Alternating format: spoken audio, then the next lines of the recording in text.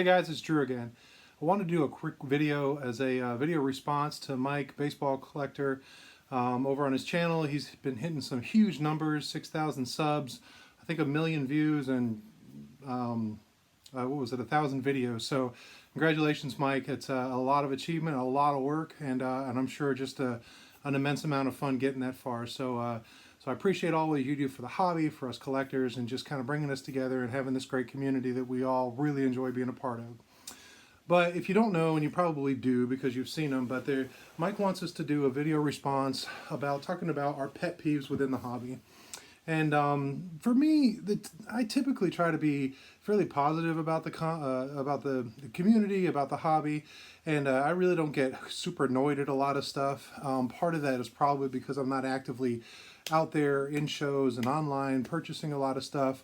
I'm kind of in that period of my collecting where I just appreciate what I have and how I got there, and I just kind of in that reflecting time. But there are a few things that I thought of that I thought I'd just share and just kind of see if any of you guys can relate. The first one, I'm going to relate it back to my other kind of hobby that's sort of turned into a business. As a few of you may know, I have a side business where I custom make wood products and I sell them at local craft fairs and artist guilds and things like that. And so some of these things you can relate within the card community, and I've seen, but I see it more because I'm much more active in the woodworking and the crafts person sort of side of it. But the first thing is when you go to a show and you walk up to a table, and the person behind the table who is there to sell something to you, you are their customer, and they are the vendor. They are there to sell something. That their face is buried in their phone. Years ago, it used to be in a magazine. I understand that there's a lot of downtime in these shows. I'm doing shows all the time. But to me, be prepared ahead of time and be able to make eye contact with somebody who comes to your booth. It doesn't mean you have to stare awkwardly out and try to creep people into coming over to your booth or anything. But it's just about just be engaging. If someone walks up to your table, you kind of know that they do. So say, hey, how are you? What are you interested in? Let me know if you have any questions or whatever. If you have a sales spiel, then go ahead and give it. If not, you just want people to browse. I get it. People are coming all day. Not everybody is a customer. But still, there's something personable about customer service where you actually, I don't know, care that you're going to be your customer. I hate when I go up to a place and I try to talk to somebody or just say, hey, how are you doing? And their face is just buried down, whether it's in a phone, whether it's, they may be pricing something or doing, it just drives me crazy. Customer service is that. It's the serve your customer.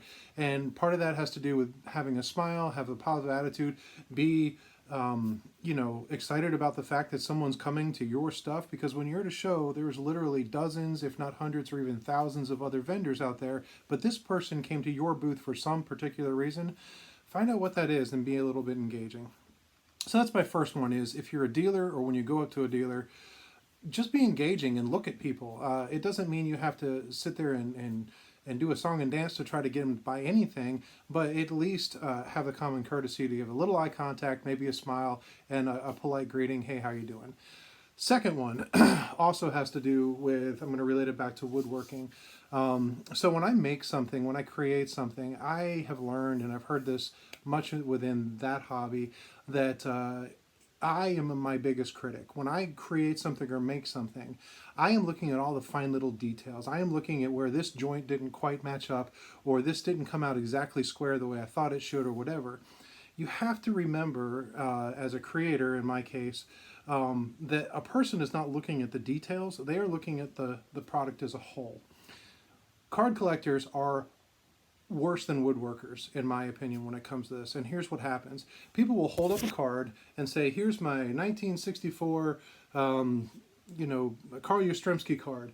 And what they do is they say, you can see it's a little bit off-centered, and it's a little ding up around the corner, and it's got it's a little faded on the color, and you automatically point out all the flaws with what the card is. People are looking, if they're not a collector, if they're just a baseball fan or interested in you and your collection, just be like, yeah, this card is from 1964, it's Carl Yastrzemski, and let them form an opinion about it. Imagine it the other way, kind of flip it or reverse it around. What happens if somebody came up to you and said, and you said, "Oh, check out this card! I just got it. I'm a big, Red Sox fan, and check out my '64 card, Yastrzemski card." And they look at it and they say, "Oh, I can see it's slightly off centered, and you've got a ding in the corner up here, and the edges are a little fuzzy." If someone did that to you while looking at your cards, you would consider them a jerk. So why would you be a jerk about your own collection? I get it. Cards are not perfect. They didn't come out of the packs, especially in vintage, in perfect grade. And I understand. Those are technical issues, okay? Whether it was off-centered or whether it's got a crease in it or a marking or something like that. But we always point out all the flaws to people when we're trying to show off and kind of in a way just brag about what we got. Not in an arrogant kind of way, but just let people make their own opinion of the card, because some people don't care about creases or off-centered. I don't care about centering a whole lot. So when I see a card that's off-centered, I don't think, "Oh my gosh, I can't believe they got this card off-centered." Somebody paid actual real money for a card. Just enjoy the card. Let them enjoy it for what it is. So that's the second thing, is we are so super critical of our own collection. And I understand you have your own barriers, you have your own limitations. I like centered, or I like sharp corners, or I like the good color, or whatever your thing is. That's fine. That's the way you collect. But you don't have to project that to everybody else saying, "This is why this card is only a blank." Which brings me to the next point. And I don't buy graded cards. Typically, if I do, I break them out. I'm not saying if you are a graded card collector that you're wrong. That's the way you collect, and good for you. But I will tell you, for someone who does not collect graded cards, it is highly annoying when you put the player's name, and you automatically give them a last name that starts with PSA blank number. As in, this is my 1969 Catfish Hunter PSA 2. Or this is my 19 something or other, whatever, Mickey Mantle PSA 5. And you automatically put in the grade. We don't take our own advice.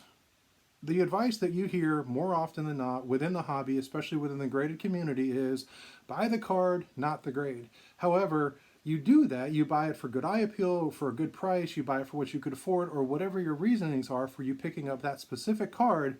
However, then we tag on PSA whatever or SGC whatever. We are not buying the grade. We're buying the grade. We're buying the card, not the grade. Yet we are projecting the grade, not the card. It is what it is. There are technical grades. There are 2s that look phenomenal. There are 7s that don't look that great. We all know that. Buy what you would like to do, but just show off what the card is. Because if all you're doing is showing off what it is in a grade, then good night. Buy a more modern card, something from the junk wax of a common player, and then get yourself a 9 or a 10 in it and only spend a few dollars, because then it's about buying the grade. I have a 1988 Donruss Pete Incaviglia PSA 10, whatever. I don't care. The point is that, we take your own advice. If you're going to buy the card and not the grade, stop tagging on the grade to every time you describe the card. If somebody asks, "Oh, what do you have that in a grade?" That's a different question.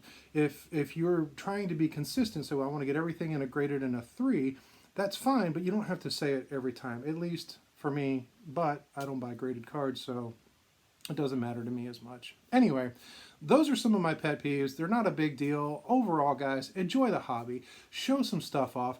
Get in the community. Find people. Get to shows. Get online. Get connected within a Facebook group or YouTube or whatever you can do. And just enjoy the hobby overall. We all are kind of nerdy and geeky, buying cardboard pictures of people of whatever. You know what? It's all fun. So have some fun with it. But overall, don't worry so much about all the little annoying things. Enjoy it as a hobby.